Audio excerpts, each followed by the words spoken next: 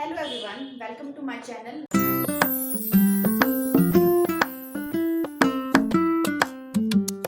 My channel is about mathematics and science. मैं आपको अपने इस चैनल में मैथ्स और साइंस के बेसिक कॉन्सेप्ट क्लियर करूंगी. मेरा फर्स्ट टॉपिक है मैथ्स का, दैट इज मैथमेटिकल सिंबल्स. मैं आपको यहाँ पे सिंबल्स की इंफॉर्मेशन दूंगी. सबसे पहले आते हैं हमारे 4 basic fundamental principle of mathematics. In principles के साथ आप सब फैमिलियर हैं, लेकिन अचानक अगर कोई हमें पूछता है कि what are the basic fundamental principle of mathematics, हमें याद नहीं रहता. मीन्स बच्चों को याद नहीं रहता. 6th 7th 8th क्लासेस में अगर हम लीनियर इक्वेशन पढ़ रहे हैं तो हम भूल जाते हैं. 4 basic fundamental principle of mathematics होते हैं हमारे: प्लस, माइनस, मल्टीप्लाई और डिवाइड. तो इनके कुछ सिंबल्स होते हैं, वो भी आपको पता है, लेकिन मैं एक बार रिमाइंड करवा रही हूँ. सबसे पहले आता है हमारा प्लस. प्लस को हम और क्या बोल सकते हैं? Add, plus, addition. तो अगर जैसे हमारे पास है 2+3, तो ये साइन यूज किया जा रहा है, PLUS प्लस या ADD ऐड नहीं लिखा जाता, प्लस लिखा जाता है. उसी तरह अगर मैं लिखती हूँ 3 - 2, तो ये सिंबल जो छोटी सी एक लाइन यूज की जाती है वो होती है सब्ट्रैक्शन की या फिर माइनस की. अब सब्ट्रैक्ट भी कहते हैं हम, सब्ट्रैक्शन भी कहते हैं, और एक टर्म हम यूज करते हैं दैट इज टेक अवे. ये जो टेक अवे है ये हमारे पास कहाँ यूज होता है? जब हम वर्ड प्रॉब्लम करते हैं तो टेक अवे यूज किया जाता है. नेक्स्ट आता है हमारा मल्टीप्लाई. मल्टीप्लाई के लिए एक क्रॉस यूज किया जाता है जिसे हम बोलते हैं मल्टीप्लिकेशन भी बोला जाता है, मल्टीप्लाई भी बोला जाता है, और वर्ड प्रॉब्लम में हम इसे टाइम्स भी बोलते हैं. जैसे कि हम कोई भी क्वेश्चन है, अगर उसमें लिखा है 3 × 4, इसका मतलब होता है 3 × 4, मतलब कि 3 × 4, मतलब 4 को 3 टाइम्स मल्टीप्लाई करना है. हम मल्टीप्लाई की जगह जो वर्ड यूज करते हैं वो टाइम्स है. अब टाइम्स लिखा जाता है, लेकिन जब हम इक्वेशन सॉल्व करेंगे तो हम इसकी जगह क्या यूज करेंगे? मल्टीप्लाई का सिंबल यूज करेंगे. उसके बाद आता है हमारा डिवाइड, जिसको हम और क्या कहते हैं? डिवाइडेड बाय, डिवाइड या फिर डिवीजन. और सिंबल एक ये वाला यूज होता है और एक डिवाइड का यूज होता है. ये मैंने आपको यहाँ पे लिखा हुआ है, क्योंकि जब हम क्वेश्चन करेंगे, जैसे कि अगर कोई क्वेश्चन दिया है, क्वेश्चन इस तरह से लिखा होता है 24 ÷ 6, तो ये जो डिवाइडेड बाय नहीं बोला जाता है, उसकी जगह पे डिवाइड का सिंबल यूज होता है. तो ये है हमारा डिवाइड का साइन. अब मैंने यहाँ पे लिखा है जैसे कि 3 + 4 = 5, तो ये जो सिंबल यूज किया है इसको बोला जाता है इज इक्वल्स टू. लेकिन इज इक्वल्स टू नहीं लिख के हम ये वाला सिंबल यूज करते हैं जिसको कहा जाता है 2 डबल लाइन है. इसका मतलब है left hand side is equals to right hand side. ये दोनों तरफ की टर्म जो है वो जो भी है, सॉरी यहाँ पे 7 आएगा. Left hand side is equals to right hand side. 3 + 4 = 7 आ जाता है हमारा. तो हम इज इक्वल्स टू नहीं लिख रहे हैं, हम इक्वल टू का साइन लगा रहे हैं. उसके बाद आता है इज नॉट इक्वल्स टू. जैसे मैंने पहले लिखा था 3 + 4 इज नॉट इक्वल्स टू 8. तो 3 और 4 8 के बराबर नहीं होता है, तो उसको अगर हमने रिप्रेजेंट करना है, हम इज नॉट इक्वल टू नहीं लिखते हैं, हम इक्वल टू के बीच में एक लाइन डाल देते हैं जिसका मतलब होता है left hand side is not equal to right hand side. Next आता है हमारा is approximately equals to. Is approximately equals to का मतलब होता है कि लगभग बराबर. लगभग बराबर जैसे कि हमारे पास है 3.14. इसका मतलब है कि जो भी वैल्यू आ रही है ये अप्रोक्सीमेटली 3 के लगभग पास है. मीन्स 3 के पास का ही आंसर आ रहा है. तो उसकी जगह पे जब हम लिखेंगे तो इतनी बड़ी statement is approximately equals to नहीं लिखा जाता है, उसकी जगह पे लिखा जाता है ये वाला सिंबल. ओके. अब जब हम सेकंड, थर्ड, फोर्थ में जब भी हम पढ़ते हैं तो हमारे पास क्या आता है? हम पढ़ते हैं जैसे कि 3, ये मैंने लिखा है, इसका मतलब है 3 जो है वो 4 से छोटा है. तो 3 अगर 4 से छोटा है तो is less than. Is less than ये वर्ड है इज लेस देन, तो उसकी जगह पे ये सिंबल लगाया जाता है. इज लेस देन नहीं लिखा जाता है, सिंबल लगाया जाता है. और ये स्ट्रिक्टली इनइक्वालिटी होती है. स्ट्रिक्टली इनइक्वालिटी का मतलब है कि जो राइट हैंड साइड है वो लेफ्ट हैंड साइड के बराबर नहीं है. या तो उससे छोटा होगा या तो उससे बड़ा होगा. अगर छोटा होता है तो हम सिंबल लगाते हैं इज लेस देन. अब सिमिलरली इसको अगर मैं इस तरह से लिखूं तो मेरे पास बन जाता है 4 इज ग्रेटर देन 3. इसका मतलब क्या हो गया कि 4 जो है वो 3 से बड़ा है.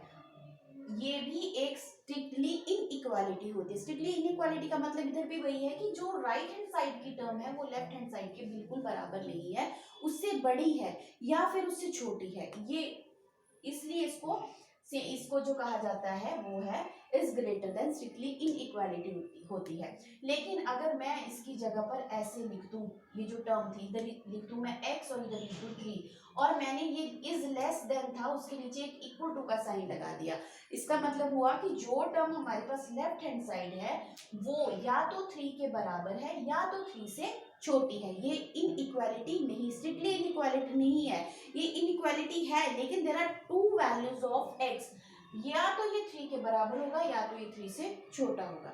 इन सिमिलर मैनर हम यूज कर सकते हैं x is greater than equals to 5। 5 कोई भी नंबर ले सकते हैं हम। 5 का मतलब क्या होगा हमारे पास कि ये जो x है वो x3 के या तो बराबर है या तो x जो है वो 5 से बड़ा है।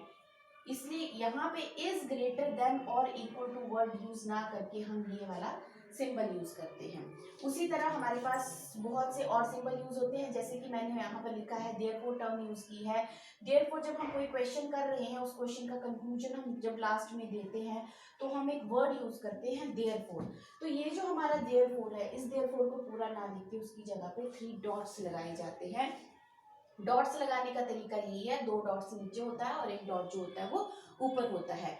अब उसी तरह से नेक्स्ट हमारा आता है बिकॉज। हम बिकॉज और सिंस का यूज भी करते हैं, लेकिन उसकी जगह पर हम हमेशा बिकॉज या सिंस नहीं लिखते हैं। क्या लिखते हैं? ये वाला सिंबल लिखते हैं। ठीक है।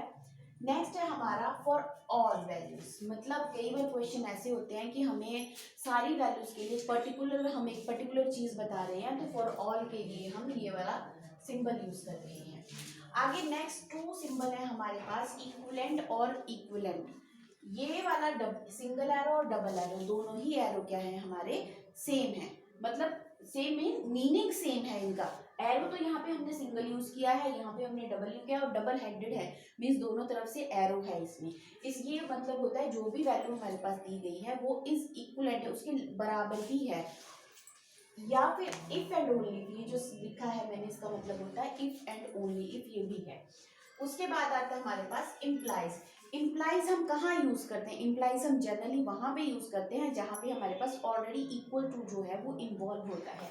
जैसे कि मेरे पास है 2x प्लस 3 इक्वल्स टू, मैंने इसकी ये लिखा है 4 और मुझे इसमें x की वैल्यू निकालनी है। तो जब मैं यहाँ से नेक्स्ट स्टेप पे प्रोसीड करूंगी तो मैं विच इम्प्लाइज दैट का साइन लगाऊंगी, that is 2x equals to 4 minus 3। अब मैं नेक्स्ट अप्रोच कर रही हूँ तो मेरे पास आ रहा है 2x equals to 1 which implies that x equals to 1/2। तो ये सिंबल यूज किया जाता है जब हमारे पास पहले से ही इक्वल टू यूज होता है, तो उसके बाद हमारे पास जो नेक्स्ट स्टेप आता है वो आता है हमारे पास विच इम्प्लाइज दैट। नेक्स्ट है हमारे पास ये ब्रैकेट है। हम बोर्ड मास के क्वेश्चन जब करते हैं तो हम कुछ ब्रैकेट्स यूज करते हैं। सबसे पहले हमारे पास ये ब्रैकेट आती है, इसको कहा जाता है पैरेंथेसिस। इसका मतलब है अगर हम इस ब्रैकेट के अंदर कोई भी एक्सप्रेशन लिखा है, जैसे 2 प्लस 3 डिवाइडेड बाय 1, ऐसे कोई एक्सप्रेशन है, तो इसका मतलब है कि हमें ये एक्सप्रेशन इस ब्रैकेट के अंदर ही सॉल्व करना है। ये हमारी स्मॉल ब्रैकेट होती है, सबसे छोटी ब्रैकेट होती है। जो नेक्स्ट ब्रैकेट है उसको हम स्क्वायर ब्रैकेट भी कहते हैं और ऐसे ब्रैकेट भी कहा जाता है। इसमें भी यही होता है कि कोई भी अगर हमें एक्सप्रेशन दिया हुआ है तो हमने वो एक्सप्रेशन इस ब्रैकेट के अंदर ही सॉल्व करना है। नेक्स्ट है मेरे पास इस तरह से कोई एक सिंबल बना हुआ है। ये सिंबल मल्टीप्लाई के लिए यूज होता है इन कंप्यूटर लैंग्वेज। जब हम कंप्यूटर में क्वेश्चन करते हैं तो वहाँ पे मल्टीप्लाई की जगह पर कई बार ये वाला सिंबल भी आता है। इसको कहते क्या है? इसको कहते हैं एस्ट्रिक्स या मल्टीप्लिकेशन। नेक्स्ट आता है डॉट। ये डॉट बहुत इंपॉर्टेंट है क्योंकि इसकी जो प्लेसमेंट है उसी की वजह से हमारा क्वेश्चन जो है वो सही या गलत होता है। अगर मैं लिखती हूँ जैसे 4, अगर मैं यहाँ पे लिख रही हूँ 4.12 और फिर मैं लिख रही हूँ 4.12, तो इसमें ये जो डॉट है जो बॉटम पे प्लेस किया है इसका मतलब होता है डेसिमल पॉइंट, और ये जो डॉट मिडल में आ रहा है इसका मतलब होता है डॉट पॉइंट। मैं आपको डेसिमल के बारे में बता रही हूँ, तो इसका मतलब है कि जो डेसिमल होता है वो हमेशा हमें बॉटम मतलब बेस लाइन में लगाना होता है। जैसे 3.14। तो पॉइंट यहाँ पे लगेगा, इसको मिड में लगाने की गलती कभी ना करें कि इसको हम सेंटर में नहीं लगाएंगे। सेंटर में लगा के ये डॉट नहीं रहता, ये डेसिमल पॉइंट नहीं रहता है, ये डॉट प्रोडक्ट बन जाता है। ये है हमारा डेसिमल। नेक्स्ट जो है वो है हमारे पास पाई। पाई जो है हम यूज करते हैं सर्कल की सरकमफ्रेंस निकालने के लिए, एरिया निकालने के लिए। सिलेंडर है, सिलेंडर का अगर हमने वॉल्यूम एरिया निकालना है, वॉल्यूम निकालना है, तो वहां पर भी हम पाई का यूज करते हैं। पाई एक ग्रीक वर्ड होता है जिसका मीनिंग होता है, इसकी जो वैल्यू होती है अप्रोक्सीमेटली इक्वल्स टू 22/7 या फिर 3.14 होती है। और ये क्वेश्चन में दी होती है कि हमने कौन सी वैल्यू यूज करनी है। अगर नहीं दी होती है तो हम 22/7 यूज करते हैं। नेक्स्ट आपने देखा होगा कन्वर्जन के क्वेश्चन में पी आता है, एक आर ई आता है और आर एस आता है। जो पी होता है इसका मतलब है पैसे, मीन्स क्वेश्चन है कन्वर्ट 1 रुपीज इंटू पैसे। तो 1 रुपीज को जब हम पैसे में कन्वर्ट करेंगे तो हम लिखेंगे 100p, मतलब 100 पैसे।